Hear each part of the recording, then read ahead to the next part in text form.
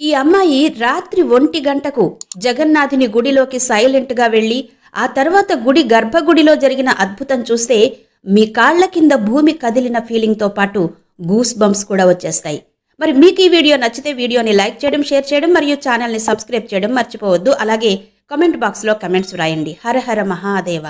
ఒరిస్సాలోని తీర ప్రాంత నగరమైన పూరిలో ఉన్న హిందువుల పుణ్యక్షేత్రాల్లో చార్ధామ్లో ఒకటిగా పరిగణించబడే పూరి జగన్నాథ దేవాలయం గురించి అందరికీ తెలుసు. ఇక్కడ విష్ణువు అవతారం శ్రీకృష్ణుని రూపంలో పూజించబడతాడు. ప్రతి సంవత్సరం లక్షలాది మంది భక్తులు ప్రపంచం నలుమూలల నుంచి ఇక్కడికొచ్చి భగవంతుని దర్శనం పొందుతారు. మీరు పూరికి వచ్చి జగన్నాథుని దర్శనం చేసుకుంటే మీకు పుణ్యం, విముక్తి లభిస్తుంది. ఈ ఆలయ చరిత్ర అనేక వేల సంవత్సరాల నాటిది. ఈ ఆలయంలోని అనేక రహస్యాలు శాస్త్రవేత్తలందరినీ ఆశ్చర్యపరుస్తాయి. అయితే ఒకరోజు జగన్నాథుని ఆలయంలో జరిగిన సంఘటన దేశంలోని అన్ని ఆలయాలను కదిలించింది. ఒరిస్సాలోని పూరిలో ఉన్న జగన్నాథ ఆలయానికి సంబంధించిన ఒక వార్త వింటే ఒళ్ళు జలధరిస్తుంది. నిజానికి ఇక్కడ ప్రతిరోజు లక్షల కోట్ల విలువైన నైవేద్యాలు నివేదిస్తారు మరియు ఈ ప్రసాదాలను పూజారులు రహస్య గదిలో ఉంచుతారు. కానీ ఒకసారి ఒక వింత సంఘటన జరిగింది. ఈ లోపలి గది తాళం కనిపించకుండా పోయింది. ఆలయ పూజారులు ఆలయంలోని ప్రతి మూలలో ఈ తాళం చెవిని వెతికారు, కానీ వారికి ఎక్కడా కనిపించలేదు. మెల్లగా ఈ వార్త బయటికి వ్యాపించడం మొదలైంది. జగన్నాథ ఆలయంలోని ఖజానా గదిలోని తాళం ఎక్కడో పోయిందనే వార్త నగరమంతా వ్యాపించింది. అదే రోజు రాత్రి సీమా పరిహార్ అనే అమ్మాయి జగన్నాథ ఆలయాన్ని సందర్శించడానికి వచ్చింది. ఆలయానికి చేరుకున్న తర్వాత తాళం చెవి లేకపోవడంతో ఆలయాన్ని ముందుగానే మూసేశారు. సీమ దేవుడిని చూడాలనుకుంది. ఆమె పూజారులను అభ్యర్థించినా లోపలికి అనుమతించలేదు. ఆ రోజు చాలా తొందరగానే పెందరాళే అంటే సాయంత్రం నుండే ఆలయ తలుపులు మూసేశారు. మరుసటి రోజు ఉదయం సీమ తన తల్లికి అనారోగ్యంగా ఉండడంతో తన ఊరికి బయలుదేరవలసి వచ్చింది. ఆమె ఆ రాత్రి మాత్రమే జగన్నాథుని దర్శనం చేసుకోవాల్సి ఉంది. కానీ అది సాధ్యమయ్యేలా కనిపించలేదు. కాబట్టి నేను జగన్నాథుని ఎలాగైనా ఎవరికీ తెలియకుండా వెళ్ళి దర్శనం చేసుకుని ఇంటికి వెళ్ళిపోవాలి అనుకుంది. అప్పుడు రాత్రి 1 గంటకు ఒక అద్భుతం జరిగింది. అది చూస్తే మీ మనస్సు నిజంగానే కదిలిపోతుంది. సీమ గుడి గుమ్మంలో నిద్రిస్తుండగా ఒక్కసారిగా గుడి తలుపులు తెరుచుకున్నాయి. అప్పుడు స్వయంగా జగన్నాథుడు ఆమెను పిలవడం మొదలుపెట్టాడు. ఒక్కసారిగా సీమ కళ్ళు తెరవగానే గుడి తలుపులు తెరుచుకున్నాయి. ఆమె ఆలయం లోపలికి చేరుకుంది. అక్కడ జగన్నాథుడు, బలభద్రుడు మరియు సుభద్రాదేవిని చాలా బాగా దర్శనం చేసుకుంది. ఈ సంఘటనంతా ఒక కలలా అనిపించింది. అప్పుడు ఆమె తన పాదాల దగ్గర ఒక గోధుమ రంగు కవర్ అందుకుంది మరియు కవర్ పైన అది రత్న భాండాగారానికి వెళ్లే 2వ తాళం అని వ్రాయబడింది. కానీ సీమకి ఆ తాళం చెవికి చెందిన గది ఎక్కడ ఉందో అర్థం కాలేదు. ఇప్పుడు సీమ గుడి లోపల ఆ తలుపు కోసం వెతకడం ప్రారంభించింది. కానీ గుడి లోపల చాలా తలుపులున్నాయి.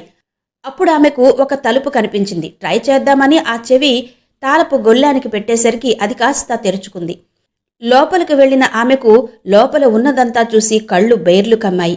ఎందుకంటే గది మొత్తం రత్నాలు, వజ్రాలు, నగలు, కోట్లాది రూపాయలతో నిండిపోయింది. వాస్తవానికి ఇదంతా జగన్నాథునికి సమర్పించిన నైవేద్యం. దానికి తాళం 2 రోజుల క్రితమే పోయింది. కానీ అద్భుతంగా సీమ పరిహార్కి ఈ తాళాన్ని మూసివేసిన కవర్లో దొరికింది. సీమ తల్లి ఆరోగ్యం చాలా పాడైంది. ఆ టైంలో సీమ కావాలనుకుంటే దాన్ని దొంగిలించవచ్చు. కానీ ఆమెకు జగన్నాథునిపై నిజమైన భక్తి ఉంది. డబ్బు కంటే భక్తి గొప్పదని అనుకుంది.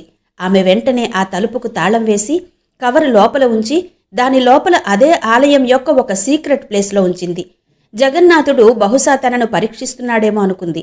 ఆ తర్వాత ఆమె దేవుడి దర్శనం చేసుకుని గుడి బయటకు వచ్చేసింది. ఆమె బయటకు రాగానే తలుపు దానంతటదే మూసుకుంది.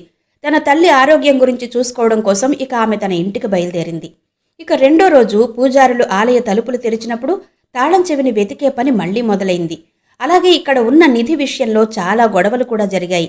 ఒరిస్సా యొక్క ముఖ్యమంత్రి నవీన్ పట్నాయక్ న్యాయ విచారణకు ఆదేశించారు. ఆలయ ప్రధాన నిర్వాహకుడు మరియు ఐఏఎస్ అధికారి ప్రదీప్ జైన్ను కూడా బదిలీ చేశారు. కానీ మరుసటి రోజు కూడా ఆ తాళం కోసం వెతికారు. అదే బ్రౌన్ కవర్లో 4 పోలీసులు 2వ తాళాన్ని కనుగొన్నారు. ఇది జగన్నాథుని అద్భుతమని అందరూ అన్నారు. సీమ డెహ్రాడూన్ చేరుకుంది. కానీ చాలా విచారంగా ఉంది.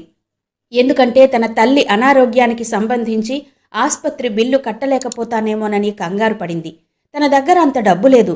అయితే హాస్పిటల్కి వెళ్లేసరికి ఆమెకొక విషయం తెలిసింది. ఎవరో ఒక తెలియని వ్యక్తి వచ్చి ఆస్పత్రి ఖర్చులకు కావలసిన డబ్బులిచ్చి బిల్ కట్టేశాడని. ఇక ఇప్పుడు తన తల్లి సంపూర్ణ ఆరోగ్యంతో ఉందని హాస్పిటల్ వాళ్ళు చెప్పారు. ఆ అద్భుతం గురించి విన్నప్పుడు ఆమె నిజంగానే ఆశ్చర్యపోయింది. ఇది నిజమేనని అర్థమైంది. ఇది భగవాన్ జగన్నాథుని అద్భుతం. బహుశా ఇది గత రాత్రి తాను డబ్బు నగలు లాంటివి తేకుండా అసలు వాటి మీద ఆశపడకుండా ఉన్న నిజాయితీకి ఫలితం అనుకుంది. ఆమె తన తల్లికి వైద్యం చేయించడానికి జగన్నాథునిపై నమ్మకం ఉంచుకుంది. కాబట్టి ఆయన స్వయంగా వచ్చి ఆమె కోరిక నెరవేర్చి వెళ్ళాడు. ఇకపోతే ఈ ఆలయాన్ని సత్యయుగ రాజు ఇంద్రద్యుమ్నుడు నిర్మించాడు. ఈ ఆలయానికి సంబంధించిన తొలి సాక్ష్యం మహాభారతంలో కనుగొనబడింది. 17వ శతాబ్దంలో నిర్మితమైన ఈ ఆలయ నిర్మాణ శైలి ఎంతో అద్భుతంగా ఉండడంతో ప్రతిరోజు అద్భుతాలు, రహస్యాలు జరుగుతూనే ఉండేవి. భారతదేశంలో మనం ప్రతిరోజు అద్భుతాలను చూసే ఏకైక ఆలయం ఇది. మరియు మనకు లభించే ఈ అద్భుతాలకు ఎన్నో ఉదాహరణలున్నాయి. సాధారణంగా గుడి పైభాగంలో జెండా రెపరెపలాడడం తప్పక చూసే ఉంటారు. జగన్నాథ ఆలయ శిఖరంపై ఏర్పాటు చేసిన జెండా గాలికి వ్యతిరేక దిశలో ఎగురుతూ కనిపిస్తుంది. మరియు ఇది ఈ ఆలయంలో మాత్రమే ఇలా జరుగుతుంది. ఇది దేవుని అద్భుతం. మరియు ఈ జెండా వ్యతిరేక దిశలో ఎగరడం అలాగే అతిపెద్ద అద్భుతం ఏంటంటే ఇప్పటి వరకు గుడిపైన ఉన్న గోపురం చుట్టూ ఏ పక్షి ఎగురుతూ కనిపించలేదు. దాని మీదుగా ఏ విమానం కూడా ఎగరదు. ఇది నో ఫ్లయింగ్ జోన్ కింద కనిపిస్తుంది. అయితే భారతదేశంలోని చాలా దేవాలయాల గోపురాలపై పక్షులు కూర్చోవడం లేదా చుట్టూ ఎగురుతూ ఉండడం మనం చూస్తూనే ఉంటాం. ప్రపంచంలోనే అతిపెద్ద వంటగది జగన్నాథ ఆలయంలో ఉంది. ఇక్కడ 500 మంది వంటవారు మరియు 300 మంది సిబ్బంది కలిసి ప్రసాదాన్ని సిద్ధం చేస్తారు. దాదాపు 2 లక్షల మంది భక్తులు ప్రతిరోజు ఇక్కడ ప్రసాదాన్ని తీసుకుంటారు. ఇక్కడ చాలా ప్రసాదం తయారు చేస్తారు. కానీ అద్భుతం ఏంటంటే సాయంత్రం అయ్యేసరికి ప్రసాదం అంతా అయిపోతుంది. ఇక్కడ ప్రసాదం వృధా కాదు. హనుమంతుడు స్వయంగా ఈ ప్రసాదాన్ని తయారు చేస్తాడని తెలిస్తే ఎవరైనా ఆశ్చర్యపోవలసిందే.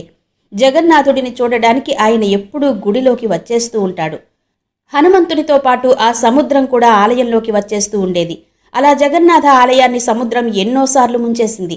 అందుకే సముద్రాన్ని నియంత్రించేందుకు జగన్నాథుడు స్వయంగా వీర హనుమంతుడిని ఇక్కడ నియమించాడని చెబుతారు.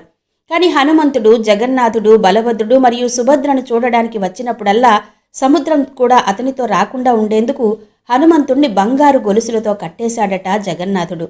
ఇక్కడ జగన్నాథపురిలోని సముద్ర తీరంలో బేడి హనుమాన్ ఆలయాన్ని కూడా చూడవచ్చు. ఇది పురాతన మరియు ప్రసిద్ధ దేవాలయం.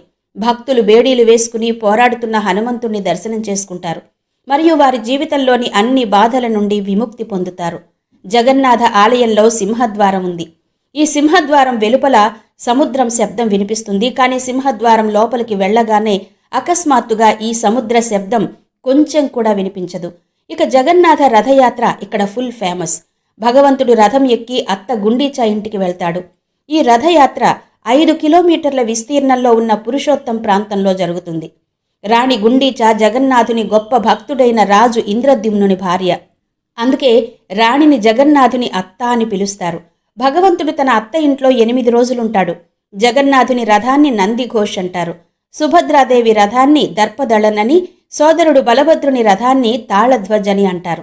ప్రతిరోజు సాయంత్రం ఆలయంపైన ఏర్పాటు చేసిన జెండాను పూజారులు మారుస్తూ ఉండాలి. జెండా రెపరెపలాడినప్పుడు దానిని చూసేందుకు భక్తుల రద్దీ ఉంటుంది. అయితే పొరపాటున దీన్ని పూజారులు మార్చడం ఒక్కరోజు మర్చిపోయారంటే వచ్చే 12 ఏళ్ల పాటు ఈ దేవాలయం మూతపడుతుందని చెప్తారు. గత 12 ఏళ్లుగా ఈ సంప్రదాయాన్ని పాటిస్తున్నారు. జగన్నాథ ఆలయంలో అనేక రహస్యాలు, అద్భుతాలు ఇలా ఎన్నో ఉన్నాయి. మరి ఈ వీడియో మీకు ఎలా అనిపించిందో క్రింద కమెంట్ సెక్షన్లో చెప్పండి.